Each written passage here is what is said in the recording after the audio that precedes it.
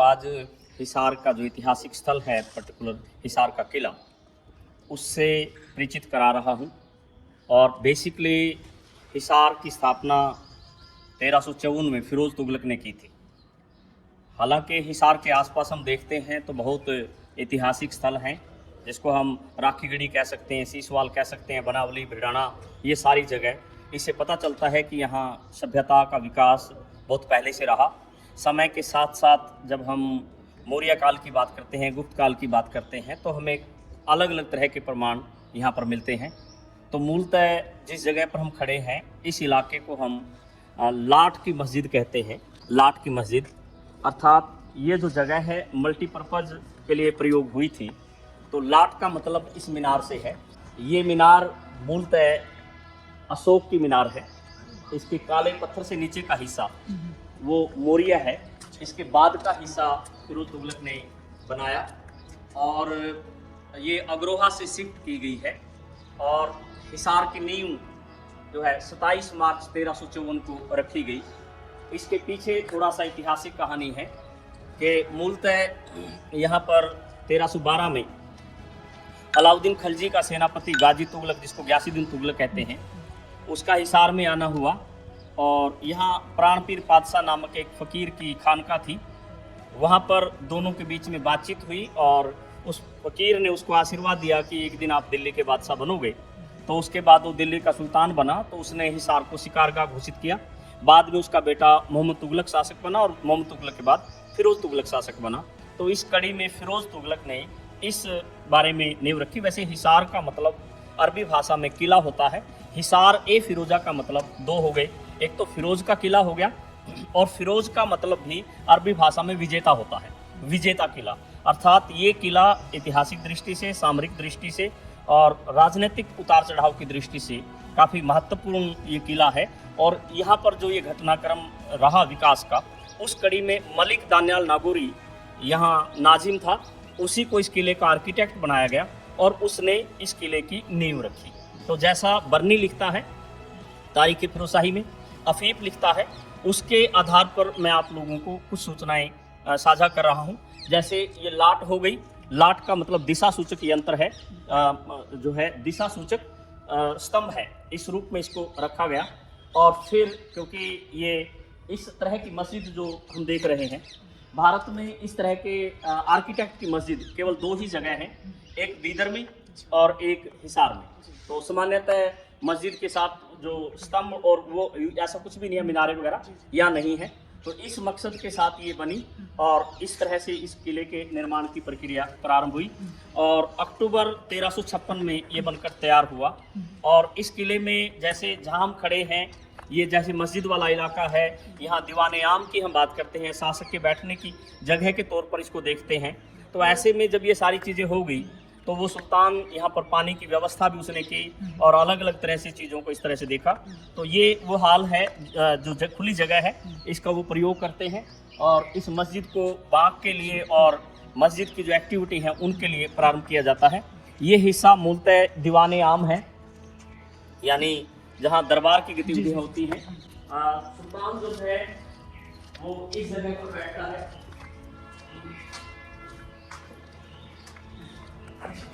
सुल्तान के बैठने की ये जगह है, ये सिंहासन है और सुल्तान के आने का जो रास्ता है वो यहाँ से है।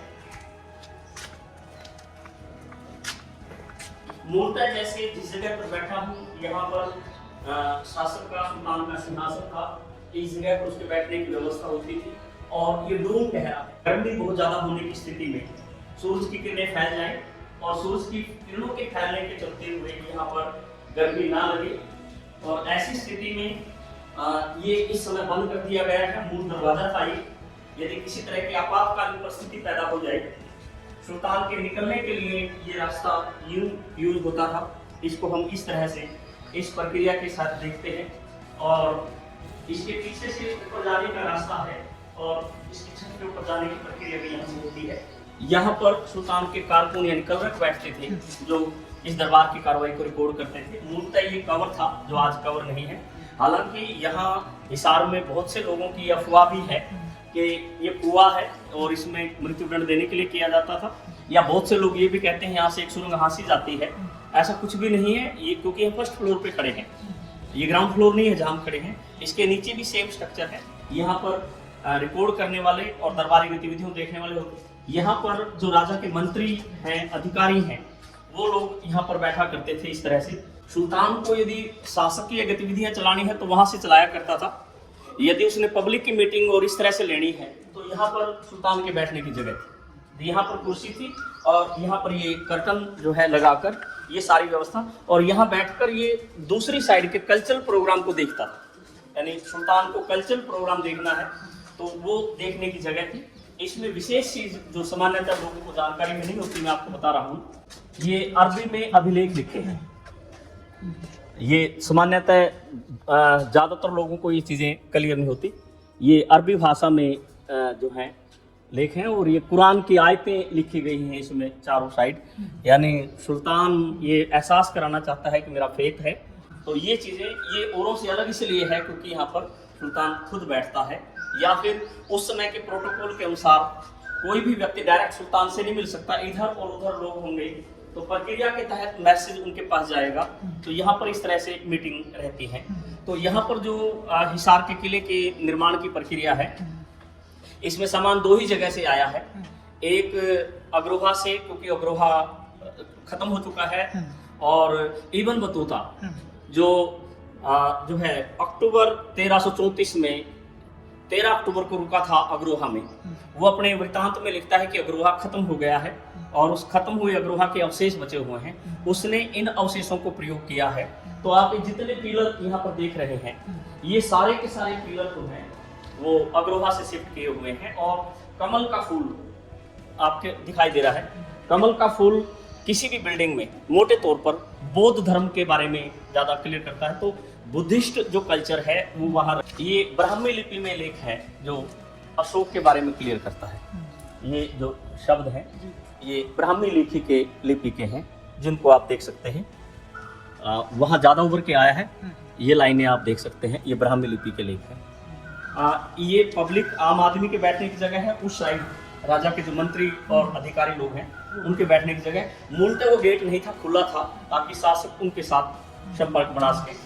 हिसार मूलतः मरुस्थल के साथ सटा हुआ है, और सुल्तान को जब जरूरत महसूस हुई तो उसने नहर का निर्माण करवाया। वो दो नहर यहाँ पर लेकर आया। एक नहर जो है वो सतलुज नदी से लेकर आया, एक नहर ताजे वाले से उसने निकाली। उस नहर का पानी यूं आकर इस किले में इस प्रोसेस के तहत आया करता था।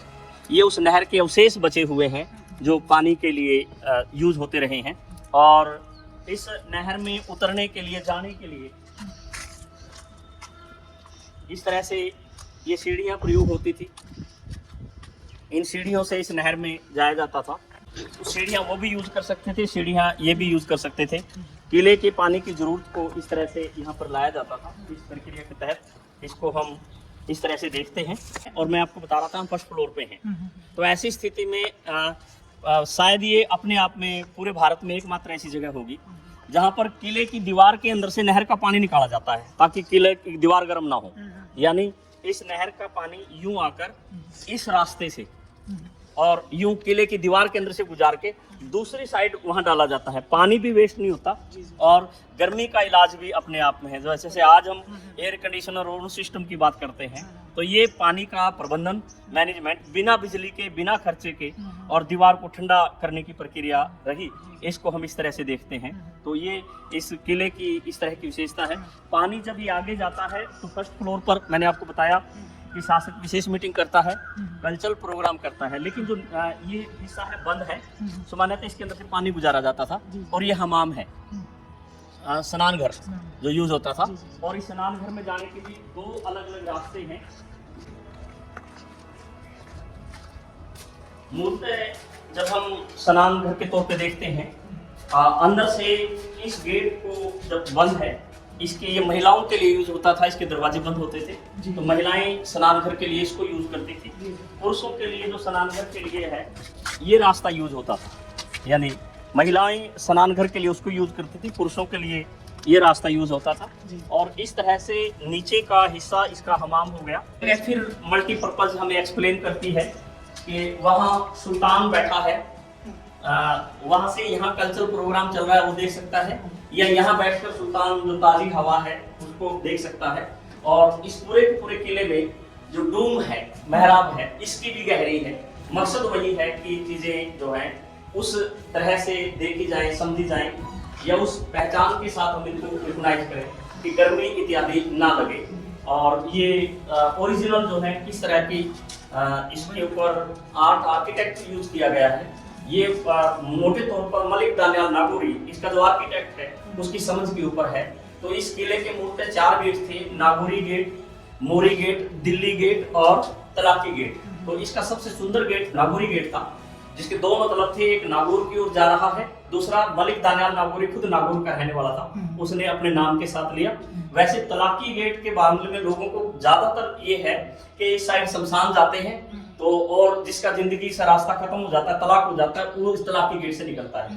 जबकि तलाकी का मतलब अरबी में वीआईपी है, तो क्योंकि वो यहाँ दरबार के साथ खुलता है, जुड़ता है, तो उसके साथ इसका संबंध है। दिल्ली गेट दिल्ली की ओर जाता था। मोरी गेट के मामले में भी लोगों का ज्यादातर मानना है कि वो ड्रेनेज सिस्टम का एक्सप्लेन करता है, ऐसा नहीं है। जबकि मोरी यहाँ सेना के लिए शब्द यूज हुआ है। वहां पर हम पड़ाव चौक पाते हैं, आर्मी पड़ाव करती थी, वहां पर हम मेला कोठी एरिया पाते हैं जहाँ पशुओं का खरीद बेच होता था। तो आते जाते हुए सेना तो मोरी गेट उस इलाके में। तो ये 4 गेट के अंदर मोटे तौर पर ये किला बना, और इसने इस किले की विकास यात्रा उसके पीरियड में जब तक वो जिंदा रहा ये बहुत बेहतर रही।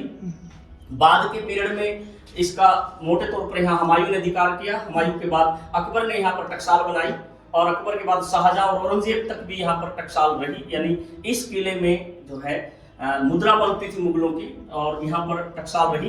बाद के समय में ये युद्ध का अखाड़ा हो गया इस इलाके में, और फिर एक स्टेज पर जाकर जब अंग्रेजों का कब्जा हुआ 1803 में इस इलाके पर, तो अंग्रेजों का यहाँ पर आगमन हुआ।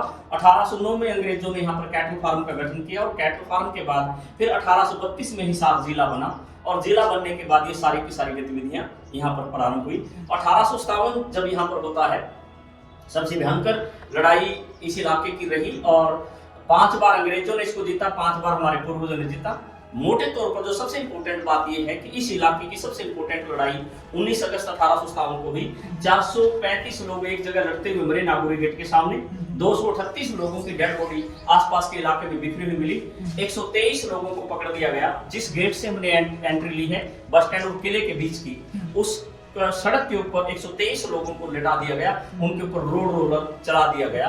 मिल्डवे नाम के अधिकारी ने चेतावनी दी कि यदि तुम में से उठ के जाना चाहता है तो उठ के जा सकता है, बशर्ते कि अंगूठा लगाए कि वो बगावत का रास्ता छोड़ना चाहता है। लेकिन मेरे उन 123 पूर्वजों में से एक नहीं उठा। बाद में यहाँ पर लाला लाजपत राय का आगमन हुआ, और पंडित नेकीराम शर्मा इत्यादि का रहा। हिसार में शहर में पर्टिकुलर महात्मा गांधी को छोड़ के देश का हर लीडर आया है। डॉक्टर राजेंद्र प्रसाद, मदन मोहन मालवीय, सरोजिनी नायडू, सुभाष चंद्र बोस, सभी ने इस इलाके को विजिट किया है। महात्मा गांधी हिसार जिले में आए, लेकिन वो भिवानी में आए क्योंकि हिसार की तहसील हुआ करती थी। तो इस तरह से ये किला, ये बिल्डिंग, ये स्ट्रक्चर सिर्फ और सिर्फ ईंट, गारा, पत्थर के नहीं, बल्कि इनके साथ एक विरासत, विकास और ऐतिहासिक परंपरा, समन्वय, सांस्कृतिक विकास के अलग अलग जो पहलू हैं उनको एक्सप्लेन करता है। Like, share, subscribe and click on the bell icon to never miss an update from 5 Colors of Travel.